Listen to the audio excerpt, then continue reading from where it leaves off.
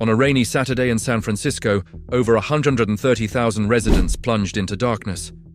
Streets emptied, traffic lights died, and the hum of city life vanished. But this wasn't just any blackout. It was a stark reminder of history repeating itself. The epicenter of chaos? The PG&E Mission Substation, a 3-story concrete facility at 8th and Mission Streets. At 9:40 a.m., the first outages were reported in the inner Sunset, affecting nearly 15,000 customers. By 10:10 a.m., the blackout had spread to Richmond, Golden Gate Park, and the Civic Center, eventually impacting roughly 130,000 people, nearly a third of the city. At 2:14 p.m., flames erupted at the substation. Firefighters rushed in as city officials warned residents to stay off the streets and avoid calling 911 unless there was an emergency. By 8:50 p.m., PG&E had restored power to about 23% of customers, and by 9:45 p.m., roughly 70% had electricity back. This incident eerily mirrored a fire that hit the same substation 22 years earlier, on December 20th, 2003, leaving 120,000 customers in the dark during the holiday shopping season. That fire triggered a $6.5 million penalty and ordered substation improvements. Yet, regulators later found PG&E had failed to fully implement recommended upgrades, a failure described as quite troubling.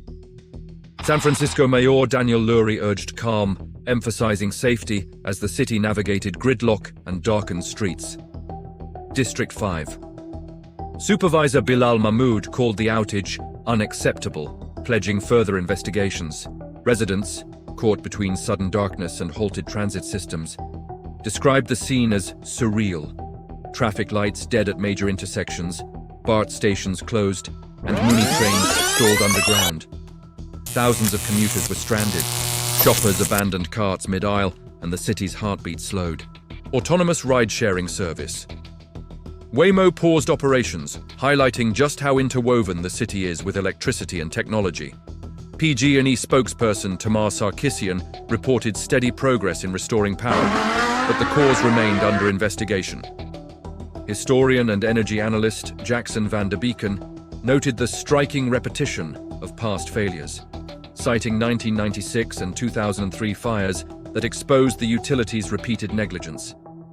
City officials stressed the importance of preparedness. Supervisor Matt Dorsey pointed out that peak holiday activity, including Warriors games, ballet, and symphonies, amplified the disruption, making this outage one of the worst timed in recent history. By midnight, nearly all customers had power restored. Rainy conditions raised concerns about future disruptions, with wind gusts forecasted at up to 25 mph over the next week. BART and Muni resumed full operations, and downtown traffic slowly returned to normal. PG&E continues investigating the root cause. This outage is more than inconvenience. It's a reflection of systemic failures in infrastructure management. PG&E's repeated oversights reveal a pattern of neglect, and a city forced to adapt to technological fragility. Each blackout is a reminder that, even in a modern metropolis, one failure can ripple across lives, businesses, and public safety. For the people of San Francisco, the lights returned, but the lesson lingers. History doesn't just repeat itself. It waits quietly, ready to remind us of what happens when lessons go unlearned.